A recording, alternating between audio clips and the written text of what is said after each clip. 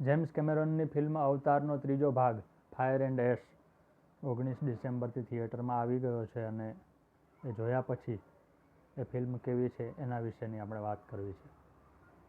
Fire and ash એટલે fire આગ અને રાખ એ બંને આ ફિલ્મમાં મહત્ત્વના તત્વો છે. ફિલ્મનું જે રહસ્ય છે, જે સસ્પેન્સ છે એ સાવ ખુલી ન જાય એ રીતે આપણે ફિલ્મની કેટલીક વાત કરીએ. સૌથી પહેલી વાત એ કે પહેલા ભાગમાં ધરતી ઉપરથી પેન્ડોરા નામનો જે ગ્રહ છે 26 અબજ માઇલ દૂર, ત્યાં જવાની અને ત્યાંથી ધાતુનું ખોદકામ કરવાની વાત હતી અને એ દરમિયાન ત્યાંના નાવી નામે ઓળખાતા બ્લુ કલરના રહેવાસીઓ સાથે સંઘર્ષ થયો. આપણને પરગ્રહવાસીઓ એલિયન લાગે, જ્યારે પેન્ડોરાવાસીઓને ધરતી ઉપરથી ગયેલા લોકો એલિયન લાગતા હતા અને એનું નામ આકાશવાસીઓ, સ્કાય પીપલ એવું રાખ્યું. પછી બીજા ભાગમાં એવું થયું કે ધરતીવાસીઓ ત્યાં પહોંચ્યા એટલે એણે પેન્ડોરામાં જ જે રહેતા હતા એ લોકો વચ્ચે વિખવાદ ઊભો કરી દીધો. એટલે પેન્ડોરામાં રહેતી બીજી પ્રજાતિ બીજા ભાગમાં ઉમેરાઈ. કેટલાક નવા પ્રાણીઓ આવ્યા, જેમાં ટુલ્કુન નામના દરિયાઈ સજીવો ખાસ હતા, કારણ કે આખા ફિલ્મમાં મહત્ત્વનો ભાગ છે. અને પહેલા ભાગમાં પૃથ્વી ઉપરથી પેન્ડોરા જવા માટે ડીએનએમાં કઈ રીતે ફેરફાર કરવો એની વાત છે. બીજા ભાગમાં એ વાત આગળ વધે છે અને પૃથ્વી ઉપરથી હીરો જ નહીં, વિલન પણ પોતાના શરીરમાં પેન્ડોરા જેવો ફેરફાર કરીને ત્યાંની ખુલ્લી હવામાં શ્વાસ લઈ શકાય એવી વ્યવસ્થા ઊભી કરે છે. કારણ કે ધરતીવાસી તરીકે બીજા ગ્રહ ઉપર જવામાં આવે તો ત્યાં માસ્ક વગર શ્વાસ લેવો શક્ય નથી, પણ પેન્ડોરાવાસી બની જવાય તો એ કામ સરળ બને, જે બીજા ભાગમાં વિલન પણ કરી શક્યા છે. પછી આવ્યો છે હવે ત્રીજો ભાગ ફાયર એન્ડ એશ.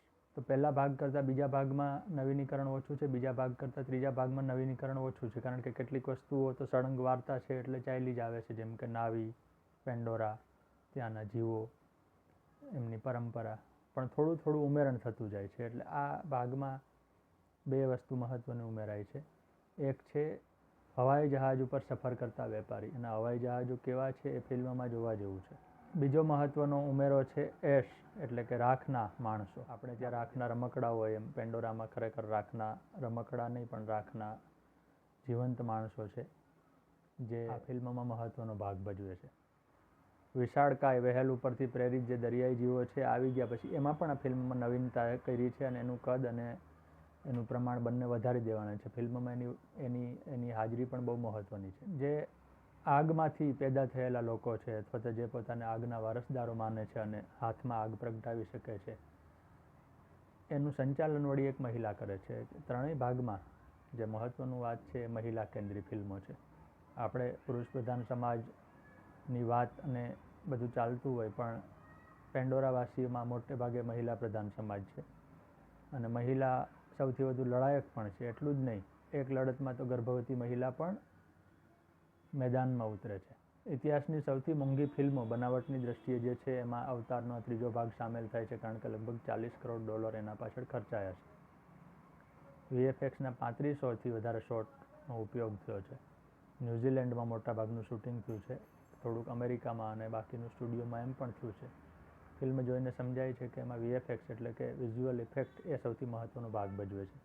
એટલે ઓસ્કરમાં આ ફિલ્મને VFX, મ્યુઝિક, સિનેમેટોગ્રાફી એના એવોર્ડ મળે તો પણ નવાઈ નથી. આખી ફિલ્મની ટૂંકમાં વાત એટલી છે કે પેન્ડોરા ઉપર જ ગ્રહનું વિસ્તરણ થાય છે, પેન્ડોરાના જ નવા ભાગો જોવા મળે છે, પેન્ડોરાના જ નવા લોકો ઉમેરાય છે, સારા અને ખરાબ બંને છે,